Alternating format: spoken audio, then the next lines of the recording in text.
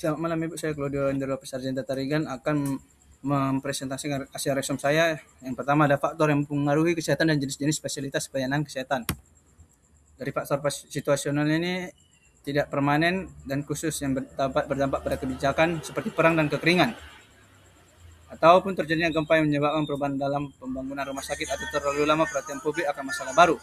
Seperti wabah HIV/AIDS yang memicu pengobatan baru dan kebijakan pengawasan pada TBC. Lalu ada faktor struktural, yakni bagian dari masyarakat yang relatif tidak berubah. Faktor yang meliputi sistem politik, mencakup pula keterbukaan sistem tersebut, dan kesempatan bagi warga masyarakat untuk berpartisipasi dalam pembahasan dan keputusan kebijakan.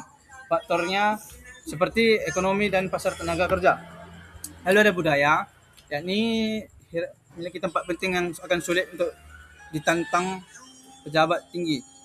Kedudukannya sebagai minoritas atau perbedaan bahasa dapat menyebabkan kelompok tertentu memiliki informasi yang tidak memadai tentang hak mereka tahu menerima layanan yang tidak sesuai dengan kebutuhan khusus mereka.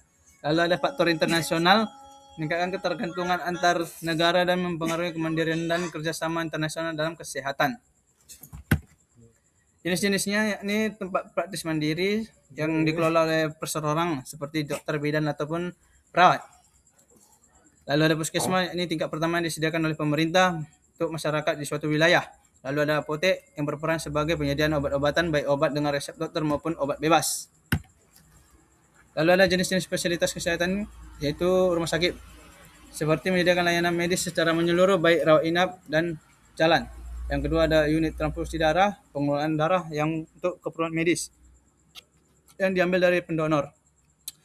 Lalu ada optikal yang fasilitas kesehatan untuk terkait kesehatan mata, seperti penyediaan alat bantu penglihatan, kacamata dan lensa kontak. Lalu fasilitas pelayanan kedokteran seperti yang mencakup klinik, praktik dokter hingga rumah sakit.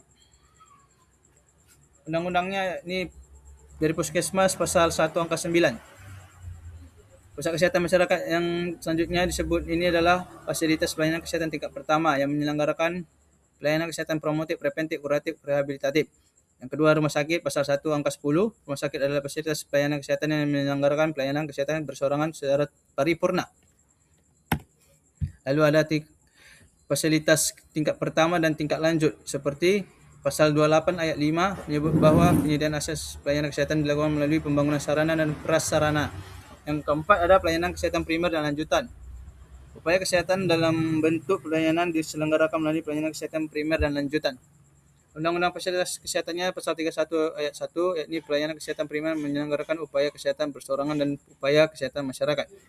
Pasal 37 ayat 1, yakni pelayanan kesehatan lanjutan merupakan pelayanan spesialis dan subspesialis. Peran manajemen informasi kesehatan yakni seperti membantu memastikan data kesehatan dapat diakses, digunakan dan dikelola dengan baik.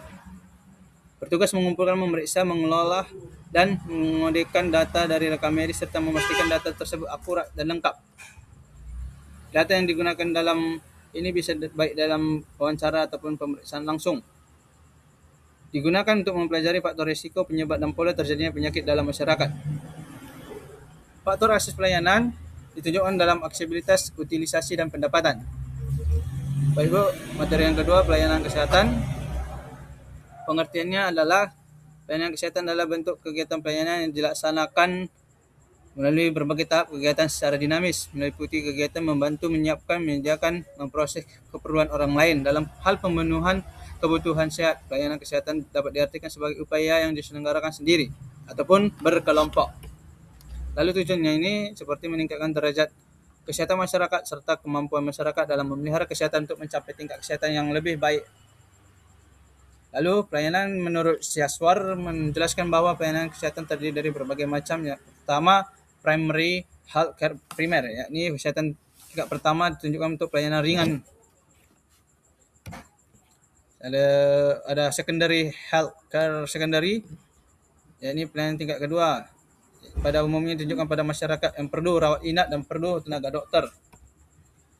Yang ketiga ada tertiary healthcare, yakni kesehatan yang ditunjukkan pada kelompok masyarakat yang sudah tidak dapat ditangani di pelayanan tingkat sekunder dan memerlukan tenaga subspesialis.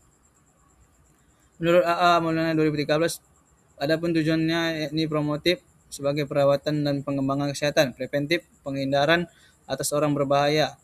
Preventif primer adalah terdiri dari berbagai metode pendidikan.